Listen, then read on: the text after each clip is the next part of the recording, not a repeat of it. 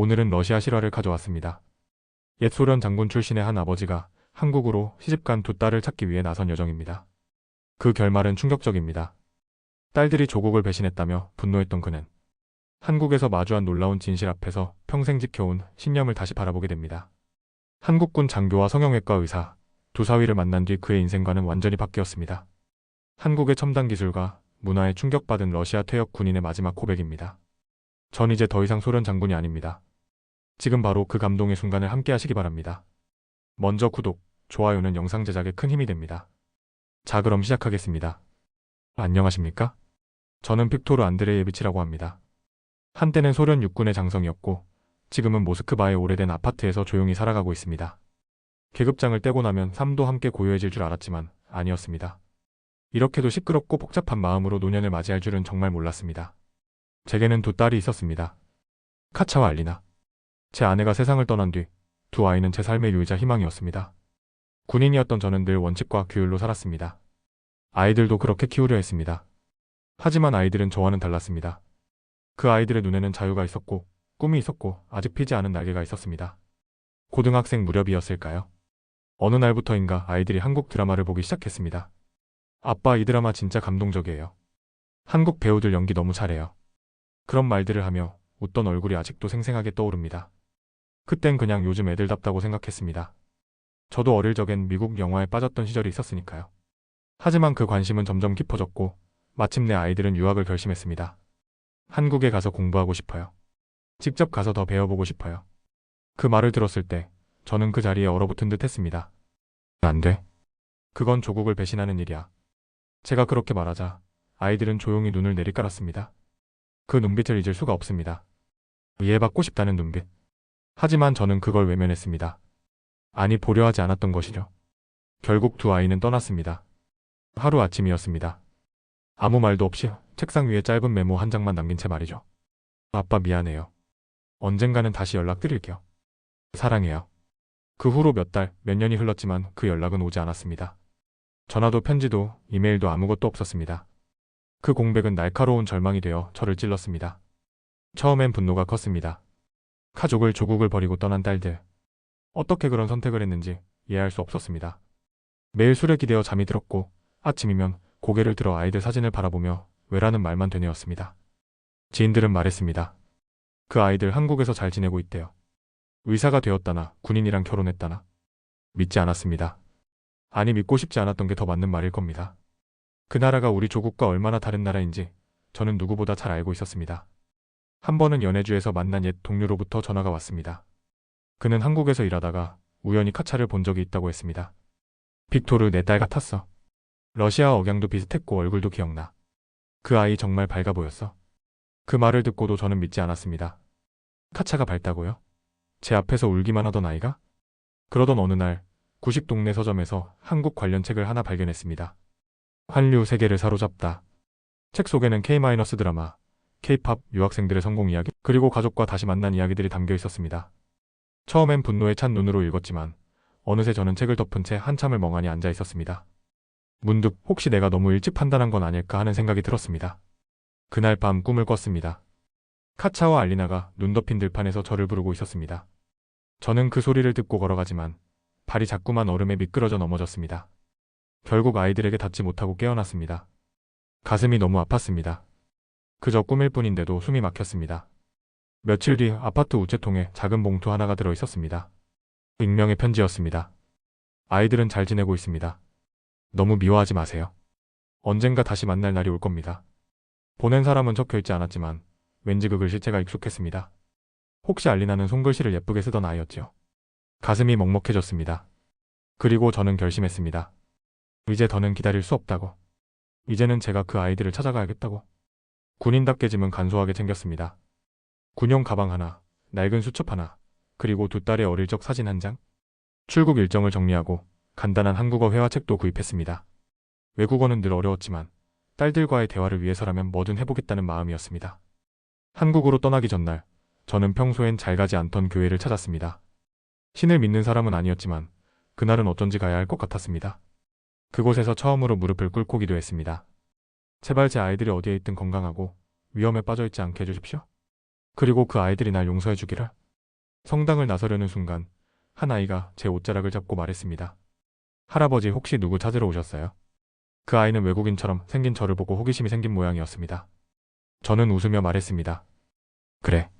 우리 딸들을 찾으러 가는 길이란다. 그 아이가 제게 쪽지를 건넸습니다. 연필로 삐뚤빼뚤 적은 한 줄. 모든 아빠는 다시 만날 수 있어요. 그 짧은 문장이 제 마음을 어루만졌습니다. 다음 날 아침, 저는 모스크바 세레메티예보 공항으로 향했습니다. 비행기 안에서 도시 풍경을 내려다보며 마음을 타잡았습니다. 딸들이 날 반겨주지 않더라도 원망하더라도 괜찮습니다. 이제는 제가 아버지로서 마지막 책임을 다할 차례니까요. 카차 알리나. 아버지가 간다. 이번에는 절대 너희를 외면하지 않겠다. 비행기는 구름 위를 가르며 어느새 한국 영공에 들어섰습니다. 창밖으로 처음 보는 도시 풍경이 점점 가까워질수록 가슴이 먹먹해졌습니다. 그렇게 저는 인천공항에 첫 발을 내디뎠습니다. 공항에 내리는 순간부터 이미 충격이 시작되었습니다. 모든 안내판은 한국어와 영어, 심지어 러시아어까지 병기되어 있었고 사람들은 무질서 없이 줄을 서서 입국 소속을 밟고 있었습니다. 여권 심사도 빠르고 정중했으며 캐리어가 나오는 컨베이어 벨트마저 깨끗하게 닦여 있었습니다. 오랜 시간 전장에서 혹은 무질서한 관료 체계 속에서 살아온 저로서는 그 자체가 문화 충격이었습니다. 숙소는 서울 강남에 위치한 한 비즈니스 호텔이었습니다.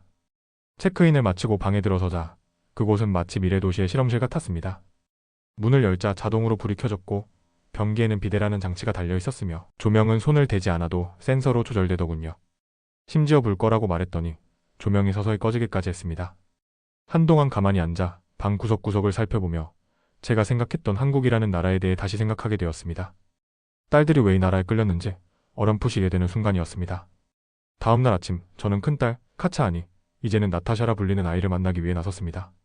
그 아이가 일한다는 회사는 강남의 미디어 기업이라고 들었습니다. 지하철을 타기 위해 역에 들어섰는데 또 한 번 놀라움을 금할 수 없었습니다. 플랫폼은 먼지 하나 없이 청결했고 사람들은 조용히 줄을 서서 승차를 기다리고 있었습니다. 기차는 정확한 시간에 도착했고 타고 내릴 때도 서로 밀거나 소리를 지르는 사람은 없었습니다. 승차 후에도 사람들은 이어폰을 꽂은 채 조용히 스마트폰을 보고 있었고 대부분이 고개를 숙인 채 책을 읽고 있었습니다. 저는 조심스럽게 주변을 살폈습니다. 낯선 언어와 낯선 문화 속에서 마치 제가 다른 시대의 사람처럼 느껴졌습니다. 강남역에 도착한 저는 출구를 잘못 찾아 헤매게 되었습니다.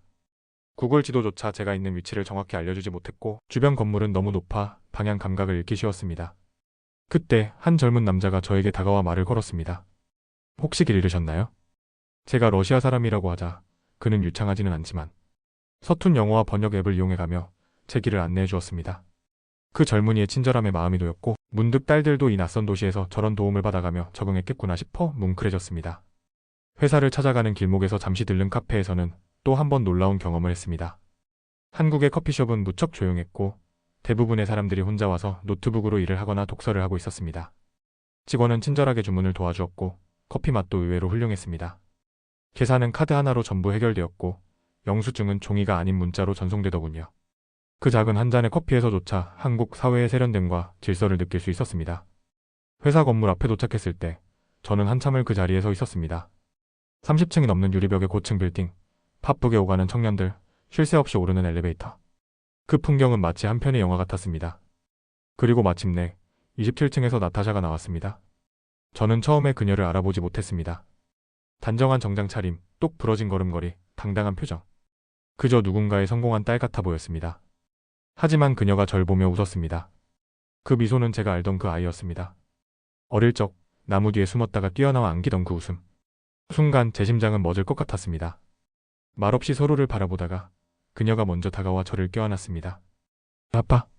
그 짧은 한마디에 저는 모든 것이 무너지는 것 같았습니다. 분노도 의심도 외로움도 모두 그녀의 눈물 한 방울에 녹아내렸습니다. 사무실로 들어가 그녀의 동료들을 만났습니다. 그녀는 글로벌 콘텐츠 기획팀의 리더였습니다. 다국적 프로젝트를 주도하고 팀원들의 존경을 받는 사람이었지요. 회의실 유리창 너머로 그녀가 발표하는 모습을 지켜보며 저는 말문이 막혔습니다. 저토록 당당하고 자신감 넘치는 아이가 바로 제 딸이라니요. 그녀는 제게 자랑스레 사무실을 소개해 주었고 회의가 끝난 후 잠시 테라스에서 둘이 앉았습니다. 아빠 여기까지 와줘서 정말 고마워요. 많이 미워하셨죠? 저는 대답하지 못했습니다. 그저 딸의 손을 꼭 잡고 머리를 끄덕일 수밖에 없었습니다. 그날 저녁 나타샤가 저를 한식당에 데려가 주었습니다. 직접 메뉴를 고르고 반찬의 이름을 하나하나 설명해주는 모습은 마치 오래전 제 아내를 보는 듯 했습니다. 젓가락질도 익숙치 않은 저를 위해 그녀가 조용히 김치를 잘라주던 그 순간 저는 가만히 그녀의 얼굴을 바라봤습니다. 모스크바의 눈발 속에서 울던 작은 아이는 이제 이렇게 당당하고 따뜻한 여인이 되어 있었던 것입니다. 호텔로 돌아오는 길, 지하철 창밖으로 스쳐 지나가는 불빛을 보며 생각했습니다. 나는 너무 오랫동안 멈춰 있었구나. 이 아이들은 자랐고 세상은 변했으며 나만이 그 자리에 그대로 있었던 겁니다. 그리고 비로소 깨달았습니다. 이 여정은 아이들을 찾는 것이 아니라 내가 잃어버렸던 시간과 감정을 회복하는 길이라는 것을요. 나타샤의 집은 강남의 한 아파트 단지에 있었습니다. 엘리베이터를 타고 올라가는 동안 제 마음은 계속해서 요동쳤습니다. 둘째, 알리나 이제는 엘레나라 불리는 아이와는 몇 년째 얼굴조차 보지 못했습니다. 한때는 제 무릎 위에 앉아 제 수염을 잡아당기며 웃던 아이였지요. 그 아이가 이제 어떤 얼굴로 어떤 삶을 살아가고 있을지 상상이 되지 않았습니다. 현관문이 열리고 저는 그 자리에 멈춰 섰습니다. 엘레나는 웃으며 다가왔습니다. 아빠. 단 한마디였습니다.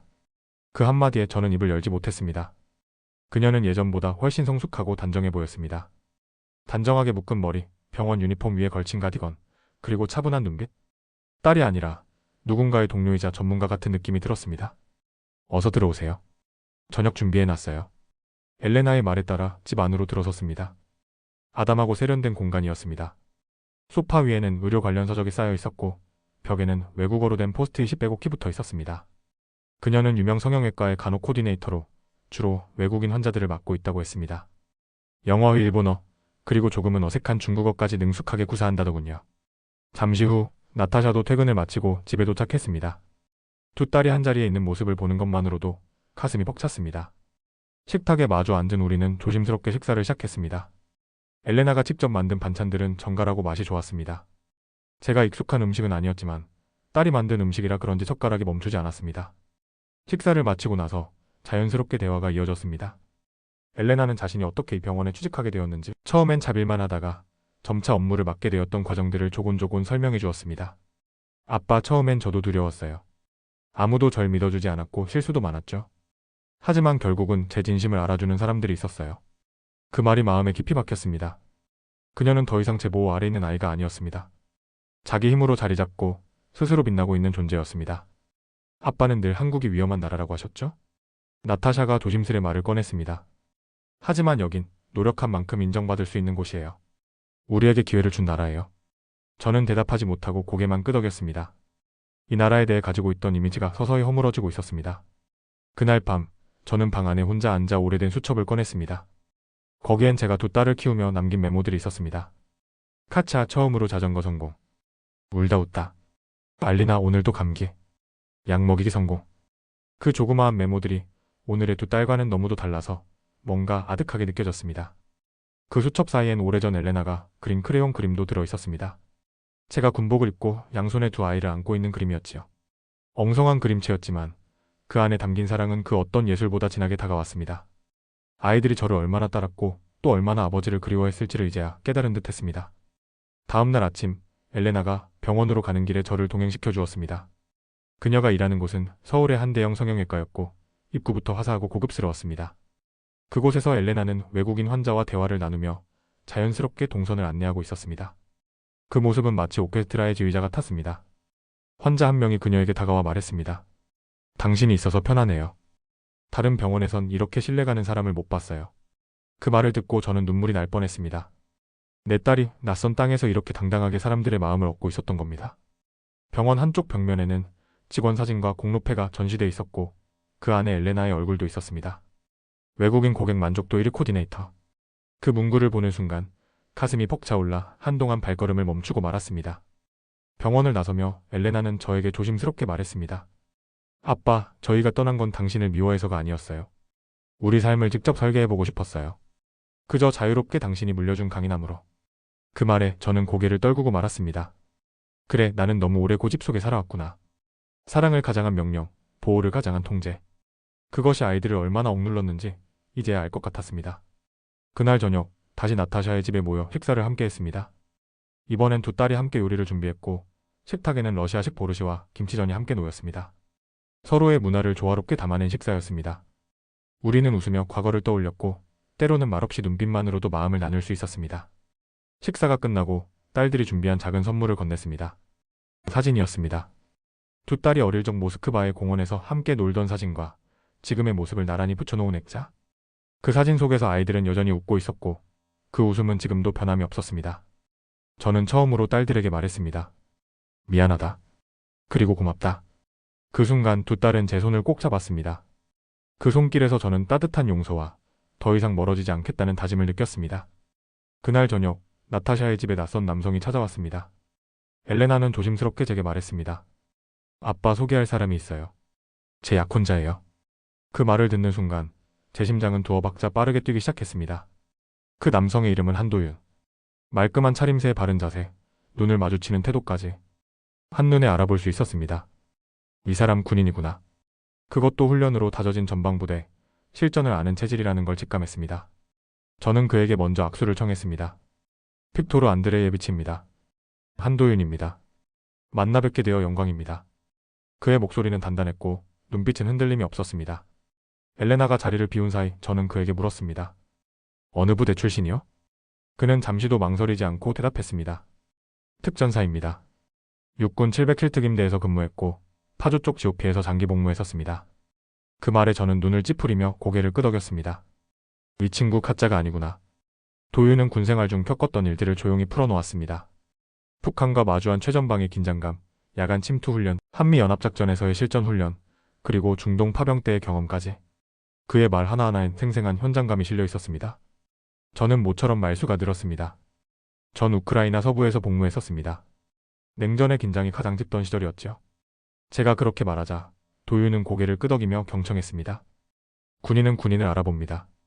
훈련장에서 겪는 고통, 동료를 잃는 순간의 공허함, 그리고 명령과 신념 사이에서 흔들리는 밤들.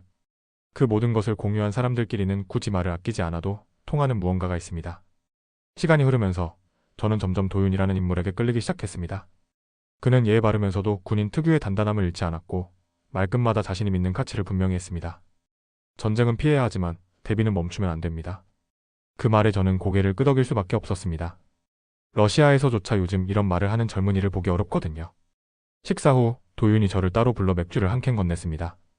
장인어른이라고 부르면 불편하실까요? 그 말에 저는 잠시 웃음을 삼켰다가 고개를 끄덕였습니다. 아직은 어색하지만 마음은 받아두겠소. 맥주를 마시며 그는 한국의 방위산업에 대한 이야기를 꺼냈습니다.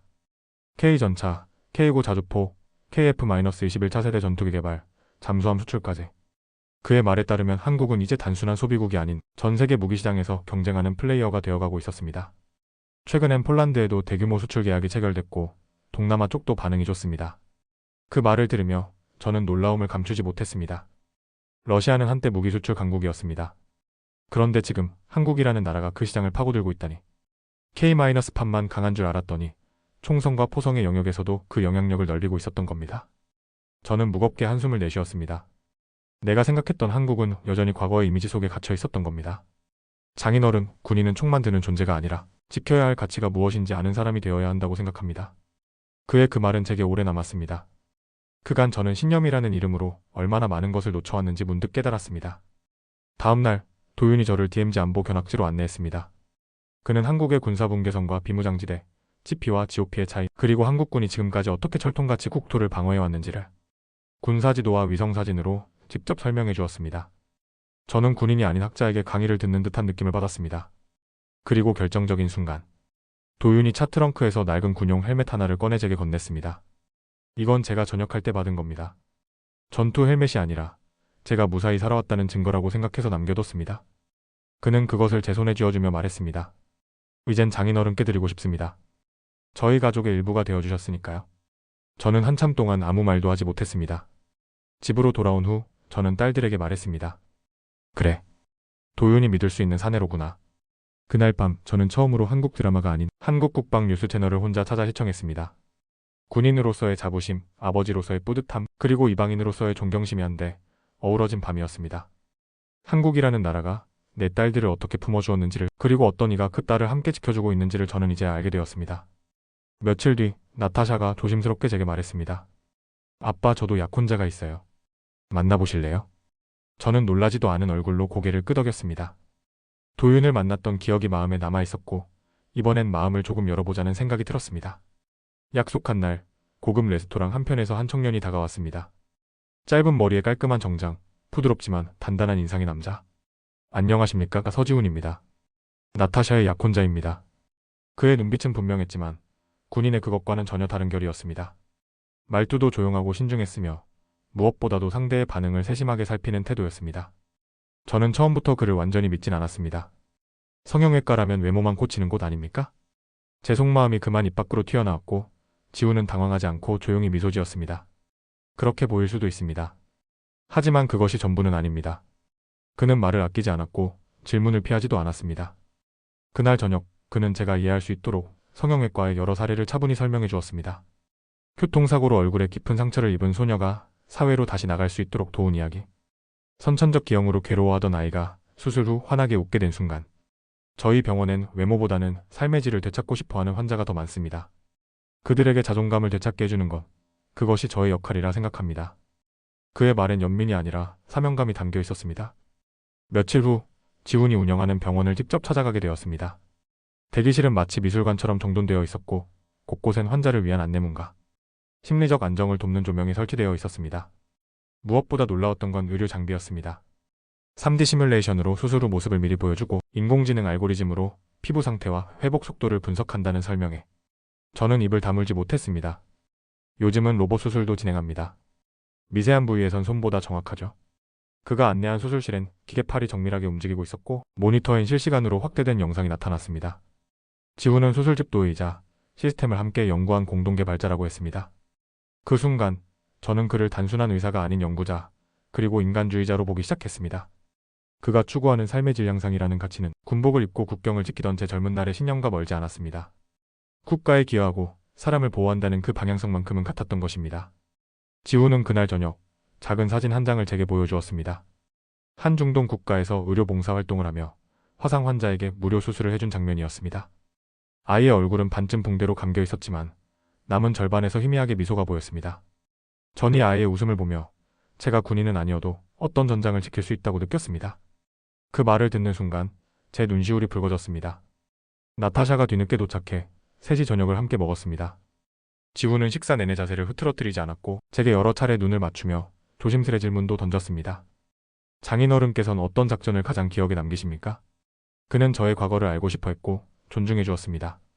제가 겪은 동유럽의 겨울, 눈밭 속 참호에서의 긴장, 그리고 냉전의 그늘 아래서 지켜낸 경계에 대해 이야기하자 그는 고개를 깊게 숙이며 말했습니다. 존경합니다. 그런 시간을 살아내셨다니요. 다음날 아침 저는 그가 추천한 의학 다큐멘터리를 시청했습니다. 한국의 의료 기술이 얼마나 빠르게 성장했는지, 그 과정에 얼마나 많은 젊은 의사들이 신념을 바쳐왔는지를 처음 알게 되었습니다. 기술력뿐 아니라 그 배후에 있는 사람을 위한 철학이 있었기에 가능한 일이었습니다. 병원을 나서며 지훈은 이렇게 말했습니다. 외형을 고치는 게 아니라 상처를 마주보고 회복할 수 있도록 돕는 일이 제 역할입니다. 그 말은 전쟁이 끝나도 치유되지 않는 사람들의 마음을 알게 더 깊이 와닿았습니다. 전장의 상흔은 총알보다 더 오래가고 그것을 꿰매는 건 기술이 아니라 사람이라는 걸 그는 너무도 잘 알고 있었습니다. 돌아오는 길 저는 제 수첩에 이렇게 적었습니다. 의사 서지훈, 사위로서 손색 없는 사람. 지식과 따뜻함, 책임과 배려를 겸비한 젊은이. 내 딸을 지킬 수 있는 사람 맞다. 그날 밤 저는 처음으로 딸들 앞에서 말했습니다. 지훈이 믿음직스럽구나. 자랑스럽다. 나타샤가 환히 웃으며 제 손을 잡았고 지훈은 제 앞에 고개 숙여 인사했습니다. 장인어른께 인정받는 것, 제 생애 가장 큰 영광입니다. 저는 조용히 그의 어깨를 두드렸습니다.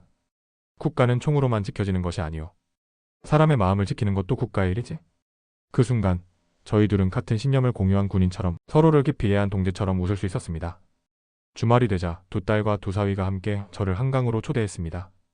서울의 봄은 예상보다 따뜻했고 벚꽃은 한창이었습니다. 한강변에는 가족 단위의 나들이객들이 돗자리를 펴고 웃고 있었고 자전거가 스쳐 지나갈 때마다 꽃잎이 바람에 흩날렸습니다. 도심 한가운데에서 이런 고요와 평화를 느끼게 될 줄은 몰랐습니다. 우리는 잔디밭에 돗자리를 펴고 도시락을 펼쳤습니다. 김밥과 불고기, 러시아식 감자 샐러드까지. 딸들이 정성껏 준비한 음식들이 정겹게 놓여 있었습니다. 아이처럼 신나게 드론을 조종하는 도윤, 나타샤의 머리카락을 조심스레 넘겨주는 지훈, 그리고 그 곁에서 웃는 제 딸들. 그 순간 저는 문득 생각했습니다. 이보다 더 따뜻한 전우회가 어디 있을까? 제게 가족이란 언제나 지켜야 할 존재였습니다. 하지만 오늘은 함께 웃을 수 있는 존재라는 걸 처음 알았습니다. 식사를 마치고 난 후 저는 벚꽃잎이 흩날리는 나무 아래서 두 딸 앞에 조용히 앉았습니다. 그리고 아주 조심스럽게 입을 열었습니다. 카차 알리나 아니 나타샤 헬레나. 아빠가 틀렸구나. 세상을 보는 눈이 너무 오래 닫혀 있었던 것 같다. 그 말에 딸들은 아무 말 없이 고개를 끄덕였습니다. 잠시 후 엘레나가 제 손을 꼭 잡고 말했습니다. 이제 우리가 아빠를 지킬게요. 아빠는 우리를 키웠고 이제는 우리가 그 사랑을 돌려드릴 차례예요. 저는 그 말을 들으며 눈을 감았습니다. 마음속 어딘가에 메어있던 매듭이 천천히 풀리는 기분이었습니다. 딸들이 자란 이 나라, 제가 오해하고 있던 이 땅이 이제는 낯설지 않게 느껴졌습니다. 저는 이곳에서 가족이 행복해질 수 있다는 걸 인정하게 되었습니다. 그날 저녁, 저는 두 사위를 불러 작은 상자를 하나 내놓았습니다. 내가 소련군 장성으로 은퇴할 때 받은 훈장입니다. 이건 단지 금속 조각이 아닙니다. 시간이자 기억이고 신념의 증표입니다. 이제 그걸 너희에게 주고 싶습니다. 도윤과 지우는 조용히 고개를 숙였고 아무 말도 하지 않았습니다. 그저 눈빛으로 감사와 책임을 담아보냈습니다. 저는 그들이 더 이상 사위가 아닌 진짜 가족이 되었다는 걸 느꼈습니다. 군복을 입은 젊은이, 메스를 쥔 젊은이. 각자의 방식으로 세상을 지키고 있는 이들이 이제 제 딸과 함께 걷고 있다는 사실이 저를 더없이 든든하게 만들었습니다. 마지막 날 저녁, 식탁 위에는 고등어 구이와 된장찌개가 올랐습니다. 딸들이 웃으며 말했습니다. 아빠 이제 입맛도 완전히 한국인이에요. 그 말에 저도 웃음을 터뜨렸습니다. 그 자리에서 저는 조심스럽게 꺼낸 메모를 펼쳤습니다. 한 글자씩 적어가며 며칠간 연습한 문장. 저는 행복한 아빠입니다. 여기 한국에서 가족과 같이 있어서 감사합니다. 말끝이 부드럽진 않았지만 식탁에 있던 모든 이의 눈이 붉어졌습니다. 나타샤는 손을 잡았고 엘레나는 어깨에 기대었습니다. 도윤과 지우는 조용히 잔을 들어 올렸습니다. 아빠 정말 많이 달라지셨어요. 이제 저희가 자랑스러우세요? 자랑스럽지 너무 자랑스럽다. 저는 그렇게 대답하며 잔을 들어 올렸습니다. 그 순간 저는 더 이상 소비에트 연방의 장군이 아니었습니다. 딸들을 지키는 아버지였고 대한민국에서 두 명의 사위를 둔 아버지였습니다. 국적도 언어도 시간도 중요하지 않았습니다. 가족이라는 이름 아래 우리는 완벽하게 하나가 되어 있었습니다. 그날 밤 창밖에 다시 벚꽃이 흩날리기 시작했습니다. 한때는 바람조차 적으로 느껴졌던 사람이 이제는 그 바람 속에서 사랑하는 사람들과 함께 숨을 쉬고 있었습니다. 그리고 저는 그 속에서 진짜 고향이란 사랑하는 사람이 있는 곳이라는 사실을 처음으로 깨달았습니다.